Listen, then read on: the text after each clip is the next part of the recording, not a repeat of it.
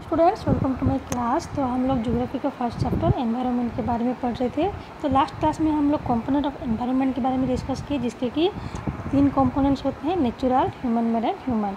उसके बाद natural environment में क्या क्या आता है आज हम लोग डिस्कस करेंगे। तो पहले देखो, नेचुरल एनवायरनमेंट जो होता है वो land, water, air, plants and animals को लेके बनता है। तो तुम लोग क्लास 6 में भी पढ़े हो लिथोस्फीयर के बारे में, लिथोस्फीयर, हाइड्रोस्फीयर, एटमॉस्फेयर और बायोस्फीयर के बारे में, जो कि डोमेन ऑफ द अर्थ में पढ़ाया गया है। तो अभी देखते हैं लिथोस्फीयर का मतलब क्या होता है। Lithosphere is the solid crust of the hard top layer of the अर्थ। तो हमारे अर्थ के ऊपर जो सॉलिड क्रस्ट होता है उसका टॉप लेयर को हम लोग लिथोस्फीयर बोलते हैं। It is made up of rocks and minerals and covered by thin layer of soils. तो ये रॉक्स और मिनरल से बना हुआ होता है, जो कि एक थिन लेयर ऑफ सॉइल से कवर होकर रहता है। तो हम लोग जो सॉइल के अंदर को अगर जाएंगे या सॉइल को डिग करेंगे तो उसमें से हमें रॉक्स और मिनरल्स मिलेगा। तो जो लिथोस्फीयर होता है वो एक इरेगुलर सरफेस होता है। उसमें बहुत सारे लैंडफॉर्म्स देखने को मिलता है, जैसे कि mountains, plateau, plain, valleys etcetera. तो माउंटेन जो कि बहुत ज़्यादा ऊंचे लैंडफॉर्म को बोलते हैं, बहुत हाई लैंडफॉर्म को बोलते हैं। वही जो प्लेटू होता है वो ना ज़्यादा हाई रहता है ना पूरा फ्लैट रहता है, उसको बोलते हैं प्लेटू। और प्लेन एरिया मतलब the flat land. So landform are found over the continents and also on the ocean floors। तो जो लैंडफॉर्म होता है वो हमें कंटिनेंट पे भी देखने को मिलता है और हमें समंदर के अंदर भी देखने को मिलता है। तो ओशियन और समंदर के अंदर जो होता है दोनों को मिला के बनता है।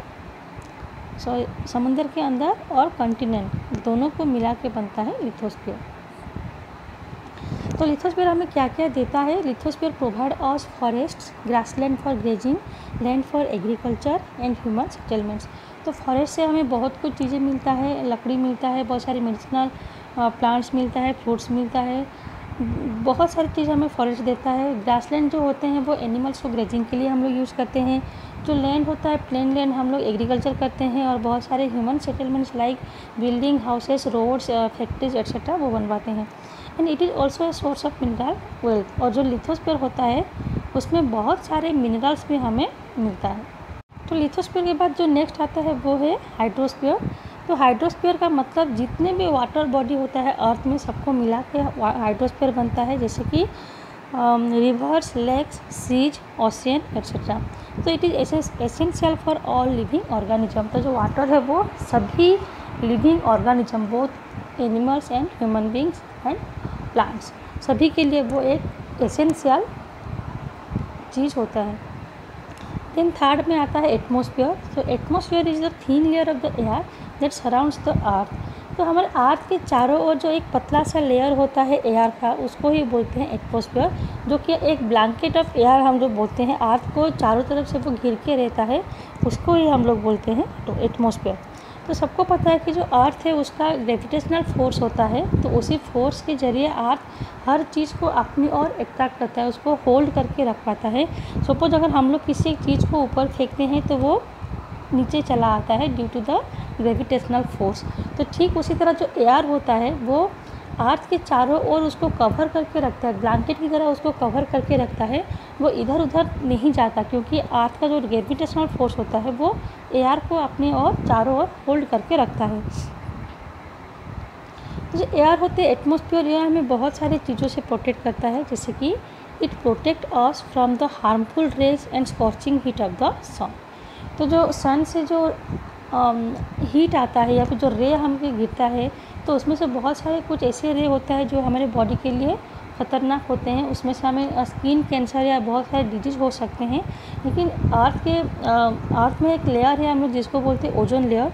तो वो ओजोन लेयर अर्थ का बहुत सारा हार्मफुल रे और जो स्कॉचिंग हीट होता है सन को, उसको रोक देता है और हम तक पहुंचने में वो हम तक वो पहुंचने नहीं देता। तो इसलिए वो हमें प्रोटेक्ट करता है। तो जो एयर होता है it consist of A number of gases, dust and water vapour. तो एयर कौन कौन सी चीज़ से बना हुआ होता है, बहुत सारी गैस, डस्ट और वाटर वेपर से। तो changes in the atmosphere produce changes in the weather and climate. तो जब एटमॉस्फेयर में कुछ चेंज देखने को मिलता है तो उसके साथ साथ वेदर और क्लाइमेट में भी हमें चेंज देखने को मिलता है। सपोज जो विंडी होता है, कभी बारिश होता है, कभी क्लाउडी होता है, तो ये सभी एटमॉस्फेयर में चेंज होने की वजह से होता है। देन लास्ट में आता है बायोस्फीयर। तो बायोस्फीयर जो होता है वो प्लांट्स और एनिमल्स किंगडम को लेके बनता है और it is the living world. So it is a narrow zone of the earth where land, water and air interact with each other to support life. तो जो बायोस्फीयर होता है वो एक नैरो जोन होता है जिसमें कि तीनों लैंड का इंटरेक्शन होता है आपस में। तो यहाँ बुक में जो पिक्चर दिया उसमें देख सकते हो कैसे यहाँ पे सभी स्फीयर को देखने को मिल सकता है, लिथोस्फीयर, हाइड्रोस्फीयर और एटमॉस्फीयर, और तीनों स्फीयर के बीच में जो जोन दिखाई देता है उसको बोलते हैं बायोस्फीयर। तो ये था नेचुरल एनवायरनमेंट के बारे में। नेक्स्ट आता है व्हाट इज इकोसिस्टम। तो इकोसिस्टम का मतलब क्या है? तो हमारा जो इकोसिस्टम होता है it is A system formed by the interaction of all living organism with each other and with physical and chemical factors of the environment. तो जब हम किसी एरिया में रहते हैं तो हमारे साथ उस एरिया में जितने भी लिविंग ऑर्गेनिज्म होता है, जो प्लांट्स होते हैं, एनिमल्स होते हैं, सबके साथ हमारा एक रिलेशन बन जाता है। तो हम लोग एक दूसरे के ऊपर इंटर डिपेंडेंट होते हैं और इंटर रिलेटेड होते हैं। हमारा आपस में एक संबंध रहता है, जुड़े हुए रहते हैं और एक दूसरे के ऊपर निर्भर रहते हैं। इसी रिलेशन को ही बोलते हैं इकोसिस्टम। क्योंकि यहाँ पे बुक पे एक पिक्चर दिखाया गया है कैसे ये एक पॉन्ड इकोसिस्टम है। जो पॉन्ड में जो एनिमल्स या प्लांट्स रहते हैं उनके अंदर का इकोसिस्टम को यहाँ पे दिखाया गया है। So all plants, animals and human beings depend on their immediate surroundings. Often they are also interdependent on each other. This relation between the living organism as well as the relation between the organism and their surroundings form an ecosystem.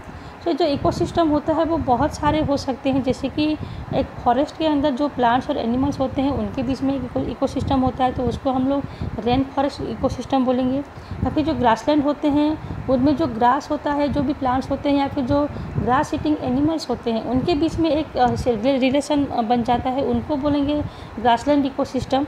Desert area में जो plants और animals होते हैं उनके बीच में जो relation होता है उससे डेजर्ट इकोसिस्टम बनता है। ठीक उसी तरह अलग अलग जगह पे हमें बहुत सारे इकोसिस्टम देखने को मिलता है। जैसे कि माउंटेन में माउंटेन का अलग होता है, lake, river, ocean and even a small pond. तो जो एनवायरनमेंट डे होता है, वर्ल्ड एनवायरनमेंट डे, वो हम लोग हर साल 5 जून को सेलिब्रेट करते हैं। तो ये था इकोसिस्टम के बारे में। उसके बाद आता है ह्यूमन एनवायरनमेंट। जो ह्यूमन एनवायरनमेंट है या फिर जो ह्यूमन बीइंग होते हैं वो लोग अपने एनवायरनमेंट को उनके ज़रूरत के हिसाब से मॉडिफाई करते रहते हैं। तो जो अर्ली ह्यूमंस होते हैं वो अपने आप को नेचुरल सराउंडिंग के साथ ढाल चुके थे, खुद को एडेप्ट कर चुके थे। जैसे कि वो लोग नेचर से सब कुछ कलेक्ट करके खाते थे, फॉरेस्ट से वो रूट्स, फ्रूट्स उसको गैदर करके कलेक्ट करके वो खाते थे। लेकिन धीरे धीरे वो फायर का यूज करना सीखे, उसको इन्वेंट करना सीखे, फिर खाना को कुक करके वो खाना सीखे थे।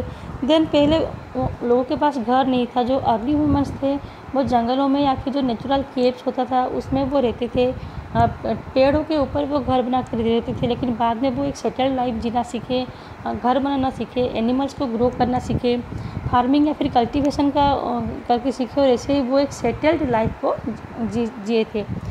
तो जैसे कि वो लोग जैसे जैसे आगे बढ़ते गए वो लोग व्हील्स का इन्वेंशन करना सीखे। धीरे धीरे ट्रांसपोर्ट जो कम्युनिकेशन है वो डेवलप होता गया, कॉमर्स डेवलप होते गए। पहले जो बार्टर सिस्टम था वो धीरे धीरे चेंज होता गया और उसको मनी ने रिप्लेस कर दिया। तो बार्टर सिस्टम का मतलब होता है it is a trade in which goods are exchange without the use of money.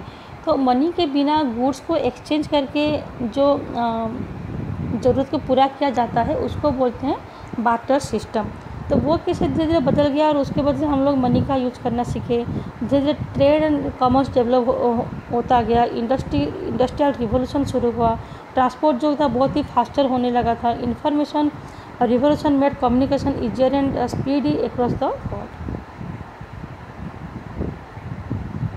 तो जो एनवायरनमेंट होता है उसके हिसाब से हम लोग जो खाना होता है वो भी खाते हैं। जैसे कि जो समर होता है, हॉट समर, तो उस समय हमें ठंडे ठंडे आइसक्रीम या फिर जो जूसी वाटरमेलन होता है वो हमें ज़्यादा खाना पसंद होता है। वहीं जो विंटर सीजन होता है उसमें हमें गरम गरम गरम चीज़ें खाना पसंद होता है, जैसे कि हॉट टी हो या गर्मा गर्म पकौड़े हो या फिर रोस्टेड पीनट्स हो, मूंगफली का दाना, तो वो हमें ज़्यादा अच्छा लगता है। So perfect balance is necessary between the natural and human environment. The humans must learn to live and use their environment in a harmonious way. तो हमें अपने एनवायरनमेंट को एक बैलेंस के हिसाब से चलना चाहिए। जो अगर उसको ज़्यादा मॉडिफाई करेंगे, उसको हमारी ज़रूरत के हिसाब से ज़्यादा यूज करेंगे, तो जो बैलेंस है वो बिगड़ जाएगा। तो इसलिए हमें नेचुरल एनवायरनमेंट के साथ खुद को एडप्ट करके चलना चाहिए। तो ये था चैप्टर 1 के बारे में। नेक्स्ट क्लास में हम लोग क्वेश्चन आंसर डिस्कस करेंगे।